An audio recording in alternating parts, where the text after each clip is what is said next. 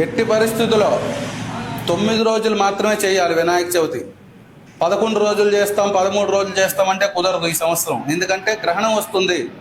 ఎవరో చెప్పారు, మేము పూర్వకాలం నుంచి ఇలాగే చేస్తున్నాం, ఈ పద్ధతిగా చేస్తామంటే కుదరదు. ఈ సంవత్సరం ఖచ్చితంగా 9 రోజులే చేయాలి.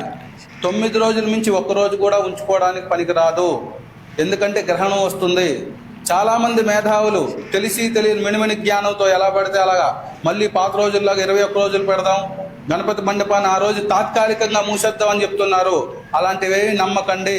అలాంటివన్నీ చేస్తే అశాస్త్రీయ పని వల్ల చాలా ఇబ్బందులు పడతారు.